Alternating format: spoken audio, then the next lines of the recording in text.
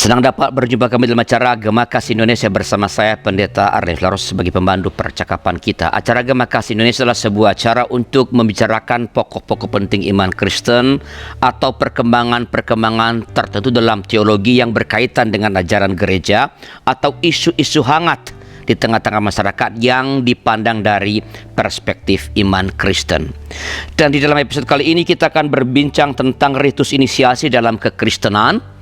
Dan untuk membicarakan hal ini telah datang di studio narasumber kita Bapak Pendeta Dr. Rashid Rahman. Selamat datang Pak Rashid. Makasih Pak. Apa kabar Pak? Kabar baik. Selama ini hampir setahun pandemi ini kegiatan sebagai pengajar bagaimana Pak?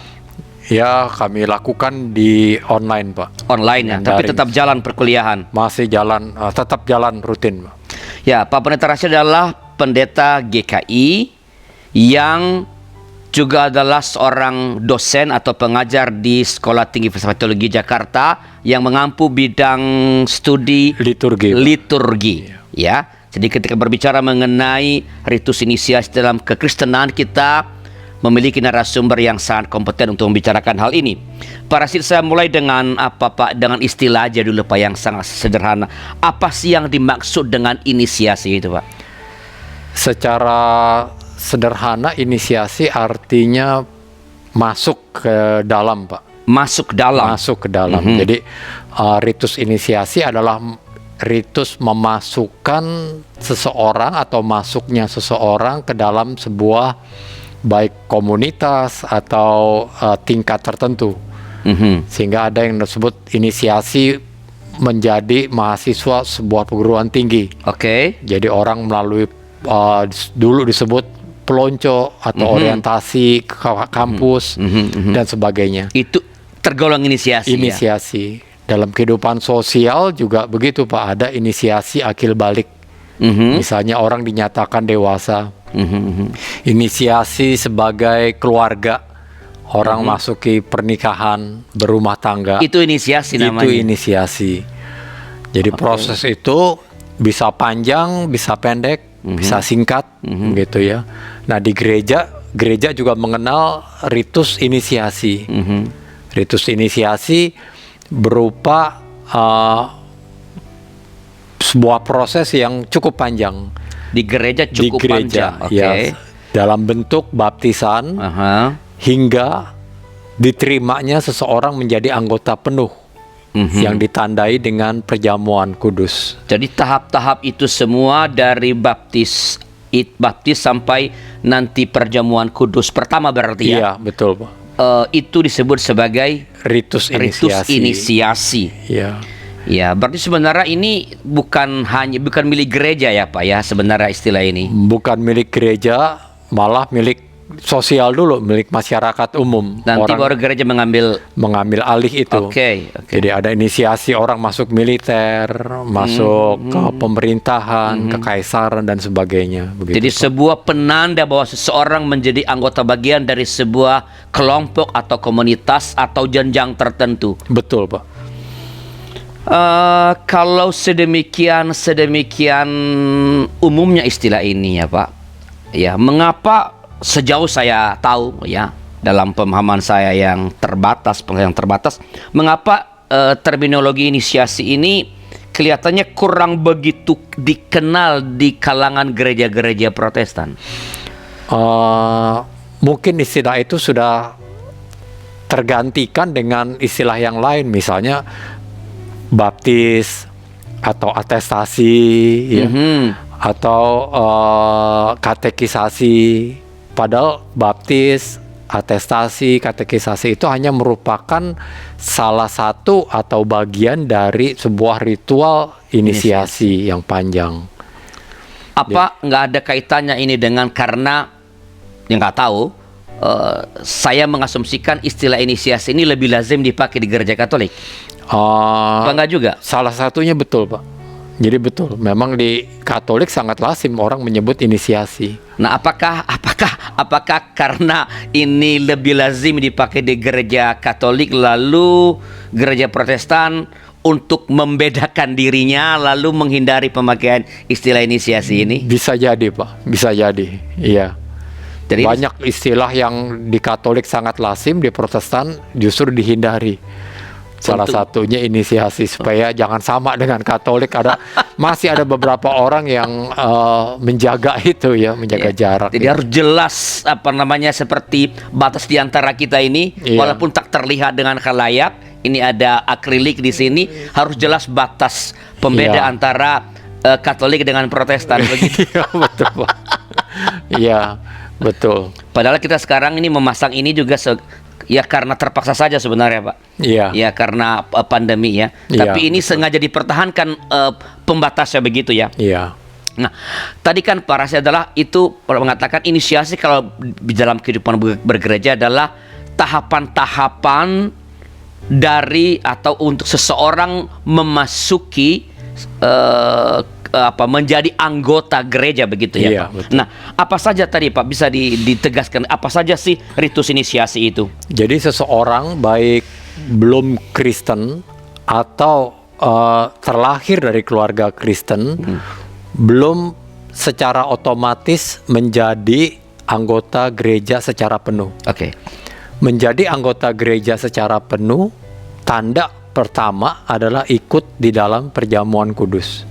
Itu ketika pertama kali perjamuan kudus, itu artinya seseorang sah Atau diakui secara penuh menjadi anggota gereja. Oke. Nah, untuk mencapai itu, seseorang melewati tahap-tahap inisiasi, sebuah proses yang panjang. Dimulai dari baptis. Kalau orang itu sudah dewasa baru ingin menjadi Kristen, dia ikut katekisasi dulu. Atau dia sebetulnya ikut kebaktian dulu, Pak. Setelah ikut kebaktian, dia ikut katekisasi, pelajaran agama beberapa bulan, bahkan beberapa tahun. Setelah itu menyatakan pengakuan iman di depan umum, dia dibaptis. Setelah dibaptis dewasa, langsung disebut sidi juga di situ di dalamnya, lalu bisa ikut perjamuan kudus. Kalau dia terlahir dari keluarga Kristen, orang tuanya bisa membawa dia begitu dia dilahirkan, mungkin 1 minggu, 2 minggu setelah dilahirkan, ke gereja untuk kemudian dibaptis. Baptis anak. Nah, baptis anak sudah jelas sekali inisiasi pertama dan belum kelar apa-apa. Itu baru tahap awal sekali, Sangat awal, sangat dini. Oke. Oleh sebab itu gereja menitipkan kepada orang tua untuk meneruskan proses inisiasi ini. Didiklah anak-anakmu di dalam iman Kristen dan sebagainya, supaya dia berangsur-angsur mengerti iman Kristen. Maka anak itu kemudian di sekolah minggukan, dididik secara Kristen dari rumah dan sebagainya. Lalu begitu dia sudah mulai mengerti, bisa baca tulis, beberapa gereja menerapkan bisa lebih mengerti lagi setelah dewasa, remaja. Dia baru ikut katekisasi. Ada proses panjang itu ya. Katekisasinya pun panjang. Katekisasi juga dibagi-bagi. Bahkan ada retret prabaptis, sekarang ini prasidi. Setelah ikut itu, selesai katekisasi, dinyatakan lulus, baru besok dia di sidi. Ya, menyatakan iman di depan umum. Baru setelah itu dia bisa ikut ke perjamuan kudus. Dan dia sah. Lalu apa keikutsertaannya sebagai anggota gereja? Bukan hanya kebaktian, karena kebaktian boleh diikuti oleh siapapun. Keikutsertaan salah satunya adalah bisa dipilih atau memilih calon penatua. Sebentar sebelum ke situ Pak Rasid, tadi kan Bapak mengatakan kalau ia lahir di tengah-tengah keluarga Kristen, ya inisiasi yang paling awal dini kali itu adalah baptis anak. Apakah semua gereja melayankan baptisan anak, Pak? Tidak semua, Pak. Jadi ada sebagian gereja menerima baptisan anak, ada sebagian lain yang tidak menerima baptisan anak. Jumlahnya sama, argumentasinya sama kuat, dan ini didukung oleh teolog-teolog yang juga besar, sama besarnya. Beberapa belas tahun yang lalu ada mahasiswa kami bikin penelitian baptisan anak, dan itu jumlahnya sangat sama banyaknya. Yang menerima sama, yang melaksanakan sama yang tidak melaksanakan. Betul, Pak. Dan ahli-ahli teologinya sama berbobotnya, argumentasinya sama kuatnya, sehingga ini hanya pilihan akhirnya. Jadi gereja menerima atau tidak menerima. Jadi posisi kita lihat baik menerima baptisan anak atau tidak, ini adalah pilihan gereja. Soal warisan tradisi, dia berada di dalam tradisi mana begitu Pak? Iya maksudnya? betul. Jadi tradisi mana yang diikuti, sebuah pilihan. Jadi itu Pak. Boleh sedikit dijelaskan Pak, apa argumen bagi mereka yang melayankan baptisan anak? Biasanya argumennya adalah bahwa di Alkitab dituliskan satu keluarga dibaptis, lalu orang berspekulasi, sebetulnya spekulasi juga Pak, bahwa dalam keluarga itu ada anak-anak. Oke. Sehingga tidak ditulis implisit anak-anak ikut. Karena satu keluarga dibaptiskan. Karena satu keluarga dibaptiskan. Kalau yang menolak argumennya juga begitu Pak.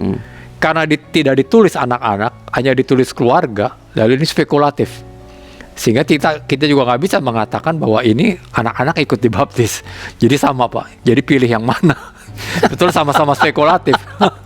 Jadi artinya tuh dari sejak awalnya itu baptisan anak itu sendiri kira-kira mulai dipraktekkan itu kemungkinan mulai dipraktekkan memang sejak awal. Oke. Tetapi dia menonjol menjadi baptisan anak tersendiri sekitar tahun 500-an. Oke. Menonjol artinya ada formula khusus untuk baptisan anak. Tadinya formulanya adalah baptisan dewasa, baptisan biasa. Dengan pengajaran untuk orang dewasa yang berat-berat itu Pak. Ya, jadi sekali lagi Pak, tadi kan Bapak mengatakan bahwa baptisan itu entah anak entah dewasa adalah tahap yang paling awal dari sebuah proses inisiasi. Iya, betul. Ya. Dan kalau baptis anak itu kan prosesnya sangat menuju ke CD nanti kan cukup panjang Pak. Iya. Sekolah minggu. Bagaimana dengan mereka yang tiba-tiba dibaptis usia dewasa? Nah, baptis dewasa itu di dalamnya sekaligus adalah CD. Karena memang dulu Hippolytus misalnya abad ketiga menuliskan tentang ritus baptisan itu di hari Paskah. Orang dibaptis tanya jawab, eksorsis dulu, lalu tanya jawab apakah menerima dan mengakui Allah Tritunggal. Sudah iya, amin, lalu dibaptiskan oleh uskup, oleh pastornya, dibaptiskan dengan air. Setelah itu dia naik dari kolam itu, lalu uskup menyambut dengan memberikan seal, memberikan meterai. Kamu diteguhkan dalam nama Bapa, Anak, dan Roh Kudus. Dua ritus dilakukan pada saat yang kurang lebih bersamaan. Dua ritus, bahkan tiga ritus. Tiga ritus perjamuan Sesaat kudus. setelah dia diterimakan Roh Kudus itu, dia langsung Ekaristi. ikut Ekaristi. Oke, menarik ya Pak Rashid. Tapi kita berhenti sejenak dulu untuk memberi kesempatan bagi informasi berikut ini.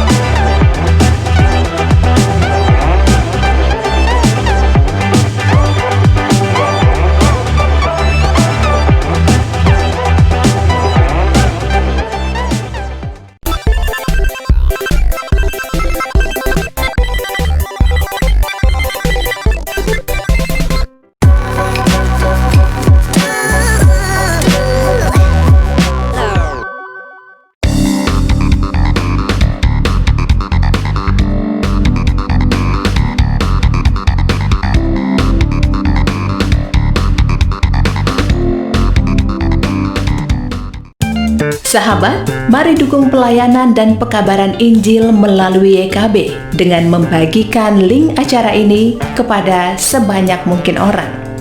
Dukungan juga dapat saudara lakukan dengan mentransfer dukungan finansial ke rekening BCA ke nomor 450 305 2990 450 305 2990 atas nama Yayasan Komunikasi Bersama.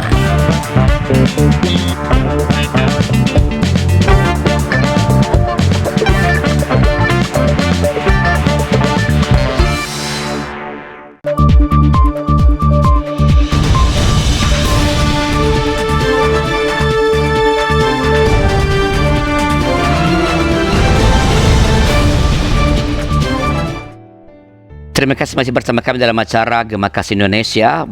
Kita sedang berbicarakan ritus inisiasi dalam kekristenan bersama dengan narasumber kita, Bapak Pendeta Dr. Rashid Rahman, saya Pendeta Arlian Sarosa, pemandu percakapan kita. Pak Rashid, tadi kan kita berbicara tentang ada baptisan sebagai ritus paling dini, dan ada anak, ada dewasa. Kalau anak kan Pak, dia punya cukup waktu untuk memahami, menghayati dengan kalau sejak anak ya, dengan relatif lebih baik ajaran-ajaran gereja atau kisah-kisah dalam kitab suci sampai nanti ia di CD.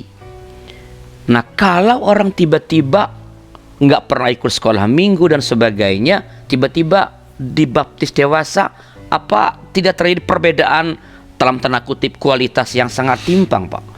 Iya, betul Pak. Jadi oleh sebab itu beberapa gereja di Indonesia menetapkan peraturan tidak bisa orang begitu datang langsung dibaptis.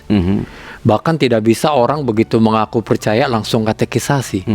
Jadi kalau orang menyatakan dia tertarik pada kekristenan, lalu menyatakan beriman kepada Yesus, pendeta atau majelis meminta orang itu untuk ikut kebaktian. Karena di dalam kebaktian itulah orang belajar. Belajar bernyanyi, belajar buka Alkitab tanpa digurui. Jadi orang belajar hari-hari raya Kristen, belajar tradisi kekristenan tanpa digurui, dikuliahi. Jadi dari kebaktian 1-2 tahun orang ikut kebaktian sudah oke, sudah nyaman, baru bisa ikut katekisasi. Jadi guna katekisasi bukan pelajaran pertama seperti orang sekolah baru belajar baca tulis. Katekisasi adalah tingkat lanjut dari menjadi anggota gereja penuh. Jadi boleh dikatakan kalau pakai istilah perkuliahan ada semacam matrikulasi melalui kebaktian itu ya? Iya, jadi semacam itu. Jadi orang bukan di karbit langsung katekisasi langsung baptis, karena katekisasi paling hanya 9 bulan 1 tahun paling lama. Tidak bisa juga. Di katekisasi orang nggak diajar cara membuka Alkitab. Dalam kebaktian orang belajar membuka Alkitab, belajar bernyanyi, belajar berliturgi. Makanya inisiasi itu yang dilihat bukan hanya ritusnya, Pak. Jadi baptis memang ritus, tetapi salah satu ritus adalah baptis, salah satu ritus yang lain adalah katekisasi, tetapi sebetulnya sebuah rangkaian ritual, termasuk adalah kebaktian. Jadi Oke Pak, sebelum terlanjut supaya pemirsa kita mendapat pemahaman dan bisa mengikuti dengan baik, ritus itu apa sih Pak? Ritus itu sebuah aktivitas yang tidak sesehari. Jadi semacam selebrasi, salah satu jenis dari selebrasi yang menggunakan bahasa, tempat, dunia yang lain, kira-kira begitu, waktu yang lain. Jadi ritus itu satu area tertentu yang dibatasi seperti kita, Pak. Jadi ada dinding ini. Kalau antropolog bilang garis ini yang disebut dengan garis limen. Makanya ada limitasi, ya ada liminalitas. Nah, garis ini dunia sehari-hari, di sana dunia yang bukan sehari-hari. Dan di sini dalam ritus itu yang sehari-hari itu dirayakan, begitu maksudnya? Iya. Jadi di sana bentuk perayaan, di sini bentuk keseharian. Oke, berarti ada pengulangan. Ritus itu apakah juga berulang-ulang atau tidak? Salah satu ciri ritus adalah repetisi. Pengulangan. Jadi selalu pengulangan. Kecuali baptisannya ya, Pak? Tetapi diulang di tempat yang lain. Maksudnya peristiwa baptisan itu selalu sama. Ada terjadi orang yang gereja. lain. Iya. Seperti Sweet 17. Orang merayakan Sweet 17 satu kali, tetapi orang lain juga merayakan Sweet 17 yang kira-kira sama, Pak. Berulang tetapi tidak copy paste. Ini supaya clear nih, karena mungkin banyak yang tidak paham tentang ritus tadi kan, inisiasi dan sebagainya. Nah, tadi sebelum baptisan anak, apakah ada hal-hal yang mesti dilakukan supaya seorang dapat kepadanya dapat dilayankan baptisan anak? Tadi kan kalau baptis dewasa kan ada proses katekisasi. Kalau untuk baptisan anak, karena baptisan anak masih dilakukan dan adalah inisiatif orang tua, maka yang memperlakukan seperti itu adalah orang tuanya. Berarti maksudnya Atau ada katekisasi sebagai orang tua ya? Biasanya ada. Jadi gereja-gereja Atau hanya yang percakapan saja? percakapan, ya percakapan adalah salah satu percakapan pastoral memang. Artinya maksudnya kalau seseorang itu di CD baptis dewasa itu ia mesti ikut kelas katekisasi, mestinya ketika orang tua, apa begitu ya Pak? Orang tua sebutlah membawa anaknya untuk menerima baptisan anak, mestinya ia diberi juga katekisasi bagaimana menjadi orang tua yang tadi kan mendidik. Iya, betul, betul. Jadi mendidik itu kan kemudian bisa dilakukan oleh dua pihak, keluarga dan gereja, melalui sekolah minggu dan remaja. Tetapi orang tua juga harus disiapkan dalam ritus baptisan. Tentu katekisasinya tidak sepanjang katekisasi dewasa. Paling tidak orang tua siap menerima arti baptisan. 1-2 kali pertemuan dengan materi yang terukur, gereja dapat memperlakukan itu kepada orang tua calon baptis anak. Apakah nggak bisa diandaikan bahwa orang tua mesti disiapkan juga dan mesti bersedia ikut serta untuk menyiapkan diri sang orang tua menjalankan yang dimintakan ketika dibaptis, menjadi orang tua yang mendidik anaknya sampai anaknya nanti mengerti dan sendiri mengakui imannya itu, Pak? Iya, sebetulnya itu. Semacam parenting mestinya. Iya, sebetulnya itu. Kelihatannya masih jarang ya Pak di gereja-gereja ini dilakukan. Hanya percakapan yang saya tahu hanya percakapan pastoral. Dan percakapannya tidak terukur gitu kira-kira. Jadi tergantung pribadi si pendeta biasanya. Berarti semestinya gereja punya kurikulum untuk orang tua yang hendak membaptiskan anaknya. Karena kalau gereja tidak menyiapkan, bagaimana kita bisa meminta dia ketika nanti kamu harus bersedia kamu mendidik anakmu, dan iya kan? Betul, betul. Saya pikir ini penting bagaimana gereja-gereja itu, gereja-gereja kita di Indonesia ini mulai memikirkan bahan atau materi katekisasi sebagai orang tua yang hendak mengantar anaknya untuk menerima baptisan anak. Iya, setidaknya supaya orang tua berpikir bahwa sekolah minggu itu adalah bukan tempat penitipan anak. Jadi sering berpikir begitu. Dan bahwa yang bertanggung jawab adalah guru sekolah minggu. Yang bertanggung jawab padahal dia semestinya. Seharusnya pertama-tama adalah orang tua. Karena GSM nggak diminta bahwa supaya anak ini orang tua yang baik. Nah ini Pak, bagaimana kalau yang sudah dibaptiskan anak itu nggak kunjung ikut kelas katekisasi dan sini padahal usianya misalnya sebut udah 16 bahkan 20 tahun. Kan orang tuanya udah berjanji. Bagaimana kalau begitu, Pak? Nah itu. Ini kan ritus kan baptis anak lalu katekisasi kan ritus berikut yang mesti diikuti kan? Iya. Itu memang memang anak punya kehendak bebas juga. Karena sudah 10 tahun lebih dia punya tanggung jawab sendiri, dia memilih agamanya sendiri, itu bagian itu.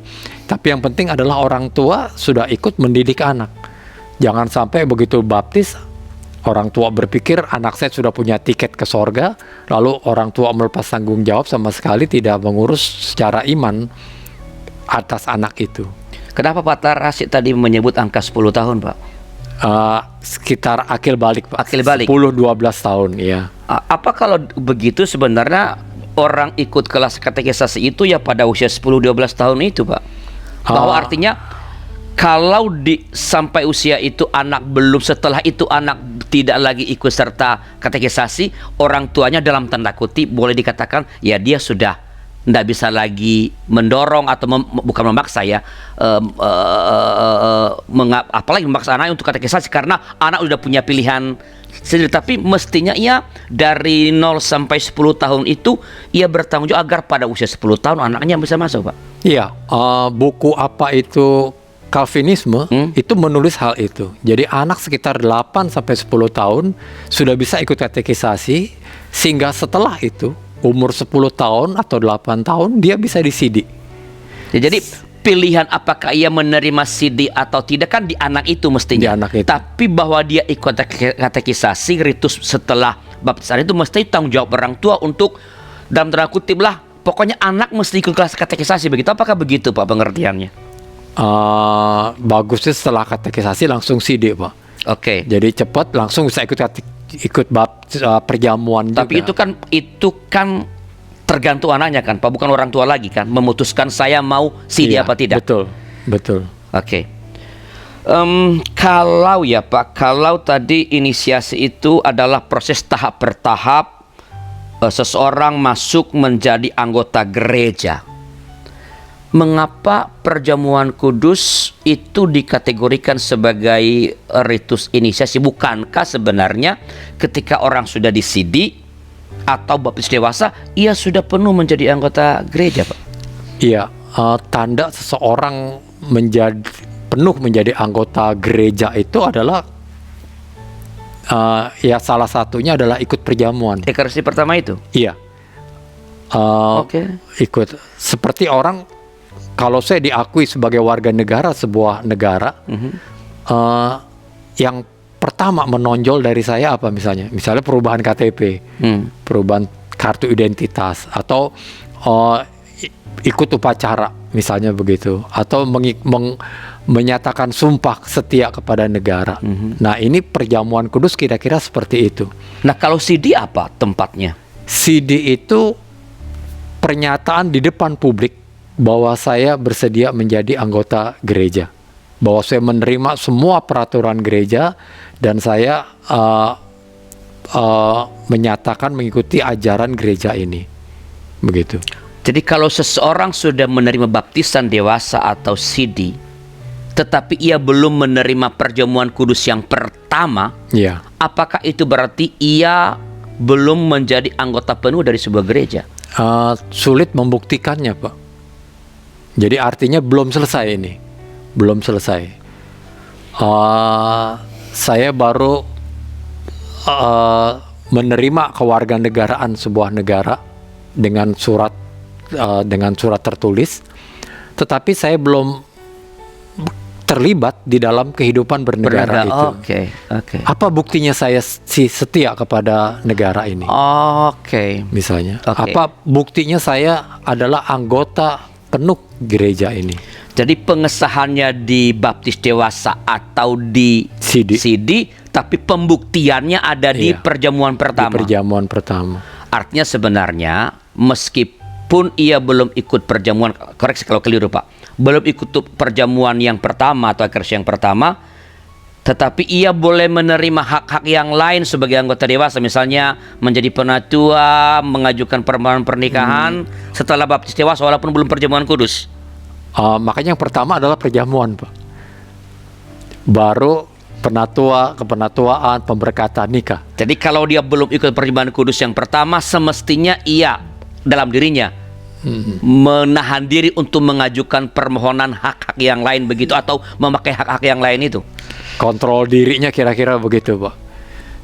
Saya tidak membayar pajak kepada negara ini, lalu saya mau menuntut macam-macam, minta dilayani oleh negara. Ya oke, mungkin negara melayani, tetapi saya harusnya tahu diri juga, Pak. Ya memang masuk di akal sih ya Pak. Jadi misalnya bagaimana saya mau menjadi seorang, bersedia jadi penatua, kalau perjamuan kudus yang adalah sakramen itu saya belum pernah menerimanya. Iya, dan memang perjamuan kudus itu kan identitas kekristenan, Pak, sejak awal. Saya tidak pernah menyatakan identitas saya sebagai anggota gereja ini, sebagai orang Kristen. Lalu bagaimana untuk identitas-identitas yang lain, sebagai kepenatuaan misalnya, kemajelisan. Jadi itu perjamuan kudus pertama, pembuktian sebagai anggota gereja yang sebenarnya unsur muncul dari dalamnya itu sangat tinggi dibandingkan dengan yang lain-lain. Iya. Oke, baik Pak Rashid. Sama. Sangat menarik, kita berhenti dulu untuk informasi berikut ini.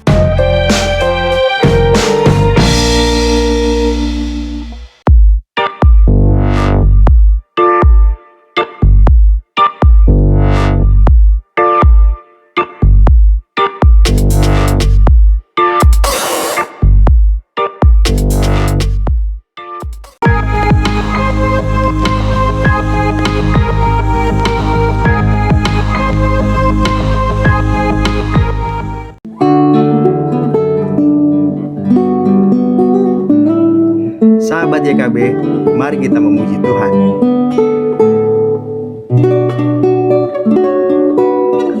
Saya Octavianus akan menemani Anda 2 kali dalam sebulan, setiap hari Kamis setelah program Pernikahan Bahagia. Dengan instrumen gitar, saya akan memainkan lagu-lagu yang pernah kita dengar dalam konsep fingerstyle gitar.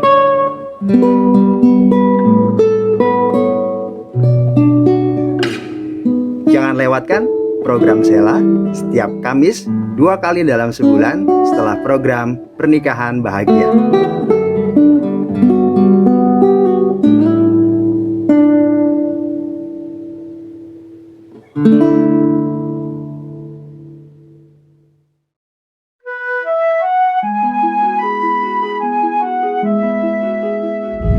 Halo sahabat YKB, kami akan menyapa Anda dalam program berbahasa daerah yang bertajuk Umpama Tanna Pena atau Penyejuk Hati bersama saya Rismawati Palute.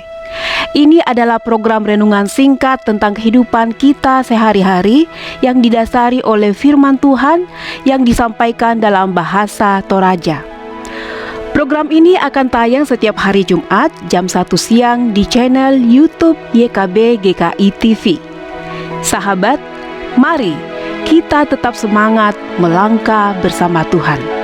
Salam kaborok lako kita solanasang, kurre sumangat.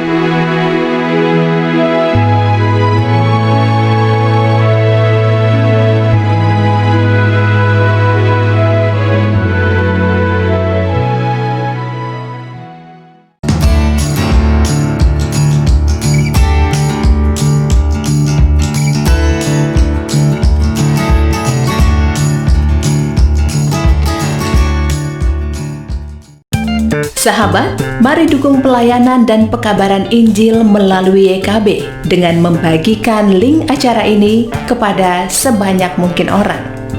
Dukungan juga dapat saudara lakukan dengan mentransfer dukungan finansial ke rekening BCA ke nomor 450-305-2990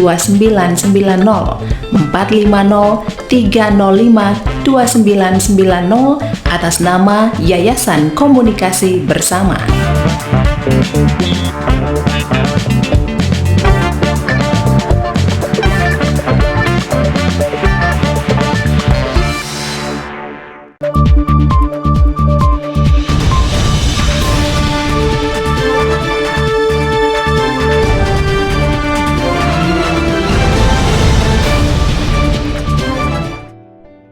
Terima kasih masih bersama kami dalam acara Gema Kasih Indonesia di kanal YouTube YKB GKI TV. Ini segmen yang terakhir, kita sedang berbincang tentang ritus inisiasi dalam kekristenan, dan saudara masih dapat berinteraksi dengan kami dengan menulis komentar atau pertanyaan di chatroom yang tersedia. Tentu saja nanti Pak Pendeta Rasid akan dengan senang hati merespon saudara-saudara. Pak Rasid, kita lanjutkan ya Pak. Baik Pak.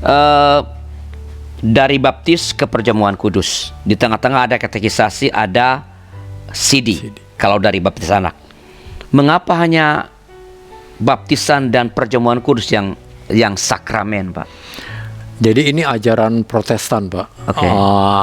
Di abad-abad pertengahan, menjelang akhir abad pertengahan, itu konsep tentang sakramen itu adalah tanda anugerah Allah, terutama di saat-saat krisis kehidupan manusia.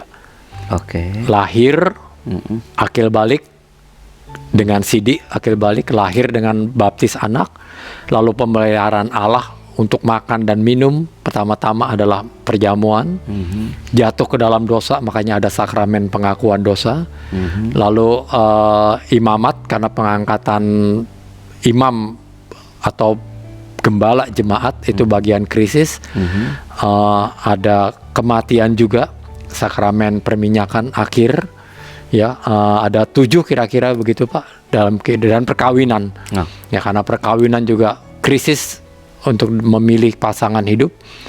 Tetapi kemudian Protestan mengembalikan sakramen dengan definisi perintah Kristus dalam Alkitab Oke. Dari 7. Jadi bukan semua perintah Kristus dalam Alkitab, tapi dari 7 ini apa yang betul-betul perintah yang diucapkan oleh Yesus sendiri dalam Alkitab. Dari 7 hanya 2, Pak. Yaitu baptislah mereka dalam nama Bapa, Anak, Roh Kudus. Lalu lakukanlah ini, artinya lakukanlah perjamuan setiap kali kamu mengenang akan aku. 1 Korintus 11. Jadi dari 7 ini yang dipilih berdasarkan perintah langsung dari Yesus adalah 2. Sehingga disebut 2 itu, Pak. Jadi sekali lagi, perintah langsung dari Tuhan Yesus di antara 7 sakramen yang sudah existing pada waktu itu. Iya, betul. Sebab kalau yang perintah Tuhan kan masih banyak. Masih banyak yang Pergi lain. jadikan bangsa semua muridku, Semuanya, macam-macam iya. ya. Jadi perintah Tuhan dari 7 sakramen yang sudah Betul. ada. Apakah itu berarti dengan demikian nilai peneguhan CD itu lebih kurang berharga dibanding dengan baptisan dan perjamuan kudus? Kalau dari istilah sakramennya, betul Pak, nilainya sedikit di bawah sakramen. Tetapi kalau berharganya, tetap berharga. Karena perkawinan juga bukan sakramen. Toh pemberkatan nikah adalah sesuatu yang berharga. Demikian juga dengan kebaktian kematian, kebaktian duka, kebaktian penahbisan, pendeta di tradisi-tradisi Protestan itu kuat sekali, ya bahkan dirayakan dengan besar, ya. Jadi artinya nilai spiritualnya tetap tinggi. Hanya nilai bahwa yang satu sakramen, yang satu bukan sakramen itu yang membedakan. Artinya sesuatu yang sakramentum itu apa? Sesuatu yang apa, berkaitan langsung dengan keselamatan atau apa? Sehingga nilai tidak lebih rendah, tetapi ia memang berbeda dari sakramen. Hanya berbeda, Pak. Jadi hanya berbeda, dan tapi perbedaan itu menyebabkan orang berpikir yang satu lebih penting daripada yang lain. Padahal itu salah. Ini yang sedang saya mau minta Pak Rasid menjelaskan. Padahal itu salah, ya. Jadi tetap orang kan juga berdebat yang betul berapa jumlah sakramen. Itu pun tidak penting, karena di kalangan teolog itu tidak penting, karena itu pilihan gereja. Sama seperti kita bilang mana baptisan anak atau bukan baptisan anak, menolak baptisan anak tidak penting, karena itu adalah pilihan gereja. Hanya di benak jemaat itu penting, padahal secara teologis itu tidak penting. Jadi kira-kira begitu Pak dalam pandangannya, bahwa sakramen atau tidak sakramen tidak penting definisi itu, tapi dalam rangka bahasa ritus itu semuanya penting. Yang satu tidak boleh dilewatkan karena yang lain. Kalau kita pikir CD tidak penting, katekisasi tidak penting karena bukan sakramen. Bukan itu. Sekalipun bukan sakramen, dia tetap penting dalam ritus inisiasi. Oke. Karena kalau ritus nggak bisa dilewatin, Pak. Nah, itu kan rangkaian tadi kan baptis anak, katekisasi, peneguhan CD, perjamuan kudus. Betul. Apakah itu dengan demikian dapat dikatakan atau menjadi argumen bahwa seseorang yang baru menerima baptisan anak belum diperkenankan mengambil bagian dalam perjamuan kudus? Betul, Pak. Jadi sebagai ritus inisiasi, dia tidak bisa dilewatkan, dilompati. Karena ritus itu selalu tidak melompat, Pak. Orang masuk ke rumah orang, pertama-tama ketuk pintu dulu, baru dibukakan pintu, baru dipersilakan masuk. Jadi jangan masuk dulu baru ketuk pintu. Ini kan nggak begitu penting, apalagi sudah kenal yang punya rumah. Tapi ini ritus, Pak. Terasa aneh kalau kita melewatkan itu. Orang mandi itu mesti habis sabunan bilas dulu, baru pakai anduk, baru pakai baju, baru keluar. Jangan begitu sabunan langsung keluar rumah. Ini rumah saya sendiri. Iya, tapi nggak begitu ritus itu.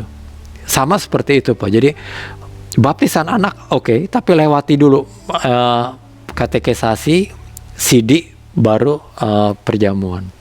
Kalau begitu sebenarnya perdebatan teologis mengenai keikutsertaan anak dalam perjamuan kudus Mestinya jawabannya cuma satu ini berarti Pak. Ritus, ya. Maka saya bilang perhatikan ritusnya. Kalau tidak, udah mengacaukan semua. Ya bayangkan kalau satu jemaat membolehkan anak sudah ikut perjamuan kudus walaupun belum disidik. Lalu ketika dia masuk ke jemaat yang lain, dia pindah ke jemaat yang lain, bagaimana? Dia masih boleh ikut perjamuan? Atau oke, saya sudah ikut perjamuan, saya belum disidik, terus boleh pemberkatan nikah atau tidak? Boleh ikut memilih penatua atau tidak? Misalnya, saya tidak mau dipilih jadi penatua, oke, berarti nggak usah ikut sidik, tapi ikut perjamuan kudus. Jadi sidiknya hilang lama-lama Pak.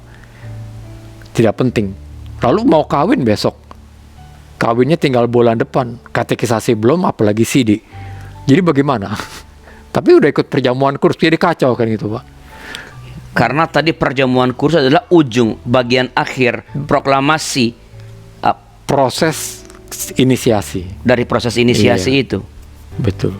Jadi sebenarnya kalau apakah baptisan dan perjamuan kudus itu punya tempat lain selain sebagai proses ritus inisiasi Pak? Ya, yang lain-lain pernyataan iman di depan umum sebagai anggota gereja, sebagai beriman Kristen itu ada Pak. Ya maksud saya dalam rangka tadi belajar memahami kalau ritus di tengah-tengah ini diloncat gitu loh.